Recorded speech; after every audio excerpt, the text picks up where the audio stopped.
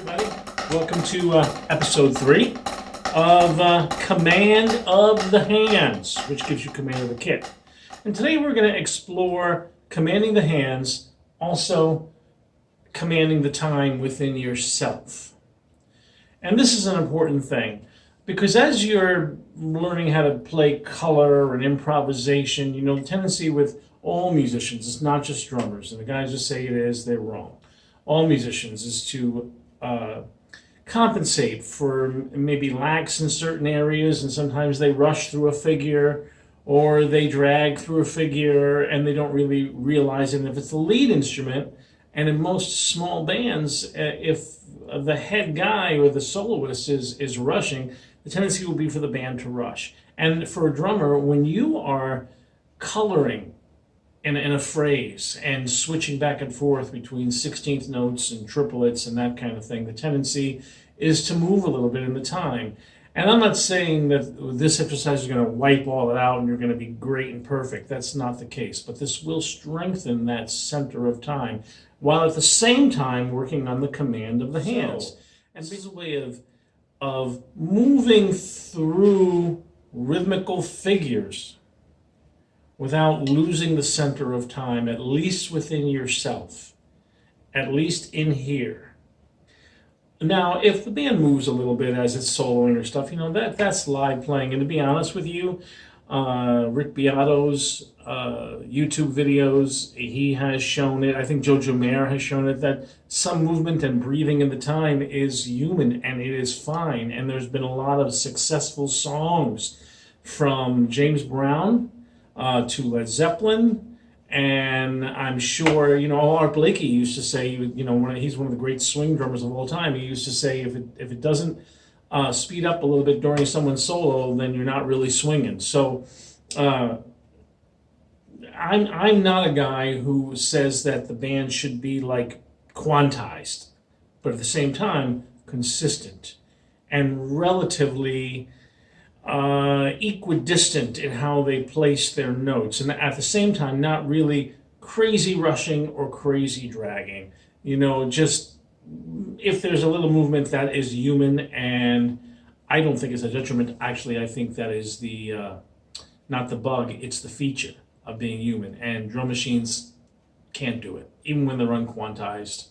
It just doesn't sound right to me. Anyway, I got the metronome set for 106. I'm going to turn it up, and then we'll start. We'll start this, and I'll start with a single paradiddle. I may stop a second here or there to remind you where I am, or try to shout it out. The problem is some of this gets a little squirrely, and if I talk too much while I'm playing, I mess up. Okay, I'm starting with eighth notes on this pad, the single paradiddle. I will move into triplets, eighth note triplets, and then succeed notes and come back. Here we go. 1, 2, ready, play.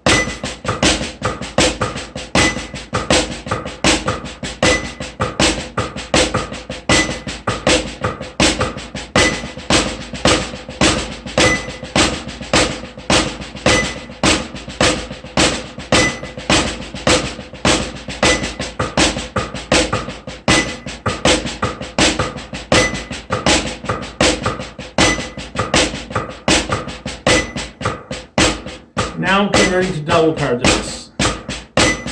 Here we go.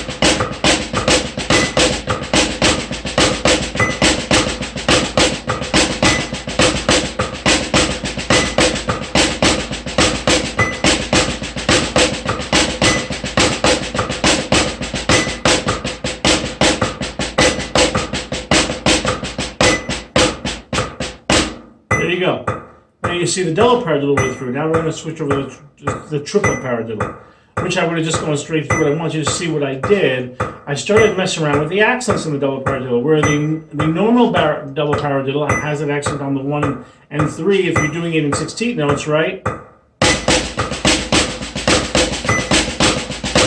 But if you do it with the accent on 1 and 4 and in 16 notes, it gets a little squirrely. Listen again. 3, 4.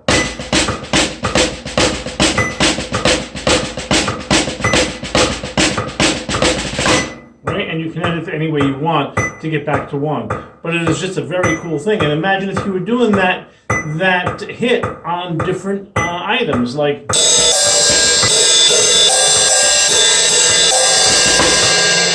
all that kind of thing can happen if you're just messing around with accents. Okay, so let me take the triple paradiddle, which is kind of weird.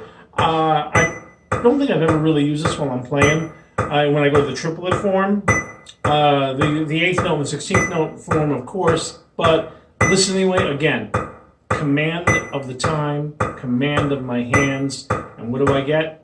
Command of the kit. Here we go.